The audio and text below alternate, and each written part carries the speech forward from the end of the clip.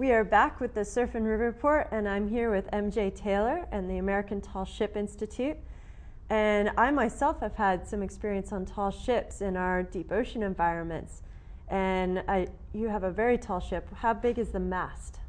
Our mast is actually about 125 feet tall, so it's very tall. There's a reason they call it a tall ship. It's pretty easy to spot when you see us sailing around off the coast of Ventura and Santa Barbara. So what's it like to be up in the top of the mast? Well, it's a little scary, actually. But it's, as you can imagine, the view is absolutely stunning. I had the opportunity to be at the very top of the foremast during a recent sail when we were out by Santa Barbara Island. And that is a heck of a way to see Santa Barbara Island. I highly recommend it. Just bring your climbing gear if you want to try it on our boat. So you offer programs for kids for boat building, and you offer sails. Are there any other types of programs that you're going to be offering children throughout the year? We also do multi-day sails. We work with a lot of schools and a lot of other nonprofits in partnership with them. And our programs primarily focus on marine science and STEM education, science, technology, engineering, and math. We're part of a partnership in Region 8 right now, which is Ventura, Santa Barbara, Kern, and San Luis Obispo County, to really offer more innovative STEM programs, particularly geared towards marine science. So we're going to be working with kids in those programs, with informal educators, with teachers, and hopefully that's all knowledge that is going to come back into classrooms to really help teachers and kids connect with the wonderful ocean resources that we have, and of course how to protect them. So what's it like to see a kid see the ocean for the first time up close and personal when they've never seen it before? It's really amazing, and this is one of the reasons why I do this kind of work. A lot of the kids that we work with have never been on a ship. They have had no experience with the ocean. And they're terrified at first. They're terrified. They think they're going to be eaten by a shark. They think they're going to drown. I mean, that's across the board. And a really funny thing is a lot of the kids that we work with, they're these big, tough kids, and they come in, they've got their hoodies on, and, they get on the ship and they get a little nervous, and suddenly they're not so tough. And one of the reasons why a tall ship is such an effective tool for education in terms of these kinds of kids is it's so new to them that you have their attention. And they pay attention because it's new, and then we can start to engage them with a really different type of hands-on education. The work that you do is absolutely incredible. How do you feel about trash in the ocean? I feel terrible about trash in the ocean. Absolutely terrible. And I'm excited to be here with you tonight, and I've really been thrilled to learn about the work that you're doing and the work that Channel Keepers are doing in the Santa Barbara Channel, because it's a beautiful resource, and if we aren't careful about our trash, it's going to be destroyed. And where can we find you again, MJ? Yes, our website, www.americantallship.org. You can find us in Channel Islands Harbor. We're at the Marine Emporium Landing. You can find us online. We also have a wonderful partnership with Island Packers. You can find more about us on their website as well. Come check us out. Come sailing. And we're going to talk a little trash. And I believe you feel very strongly about trash, particularly in the ocean, don't you, Dr. Neal? Yes, I hate it. I'm a marine biologist, and I study ocean pollution problems. And our organization, Blue Ocean Sciences, is looking at innovative strategies to deal with our trash in the ocean. And what are some of the upcoming adventures that you have planned for your organization? I gather they are pretty amazing. Yeah. We have a history of doing oceanographic expeditions, high-level research, but combining it with media and a lot of fun.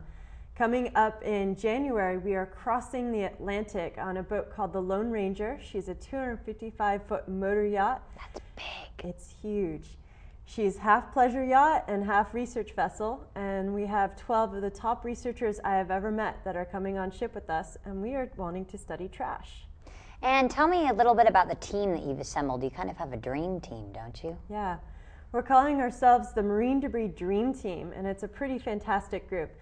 We have a head of biochemistry from Penn State. We also have the guy who was discovering methanogens, which are bacteria that create methane gas.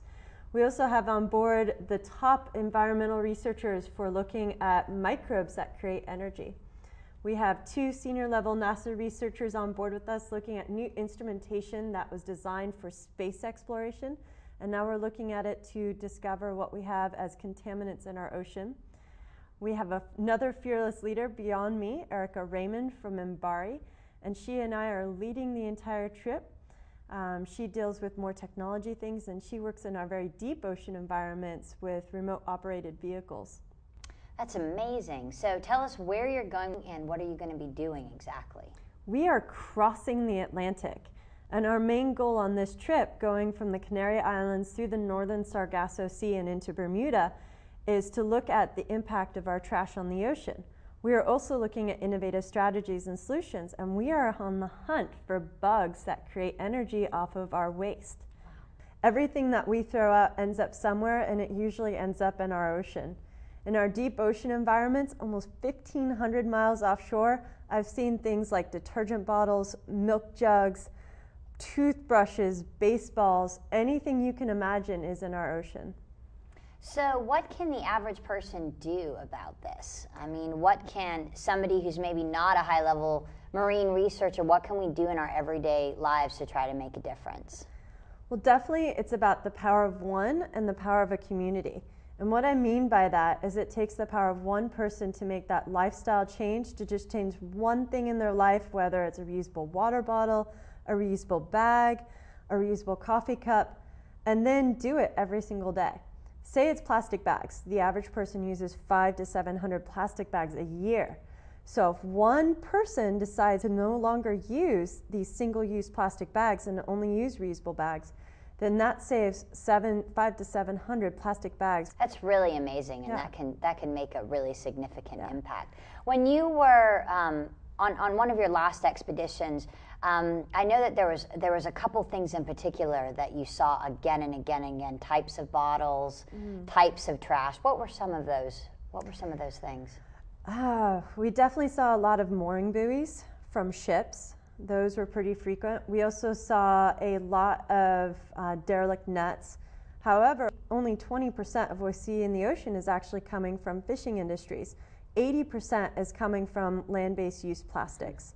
When we do beach cleanups, even in Alaska, you know, our amazing pristine beaches in Alaska are covered with bottles. Oh, it's heart-wrenching to hear about that. And I know that just from seeing some of your photos, it's amazing to see how marine life was affected by the plastic, how even they start to sustain themselves on the plastic. And obviously that's not good for the marine life. Can you talk a little bit more about that?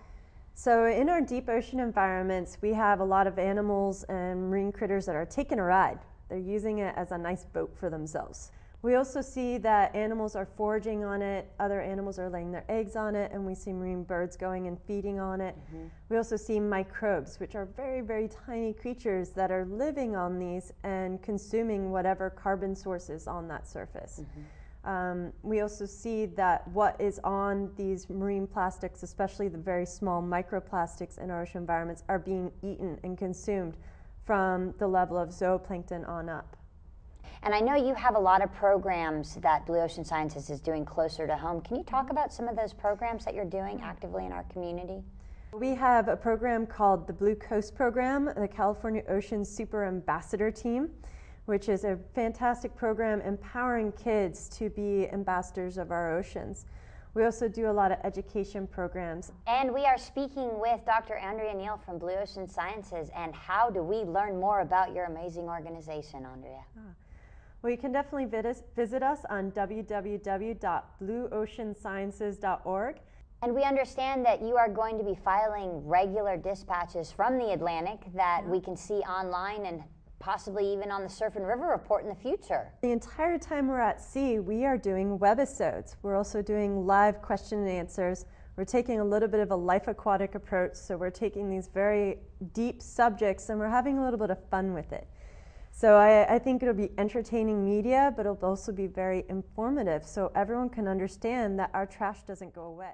I'm MJ Taylor with the American Tall Ship Institute, and this is the Surf and River Report.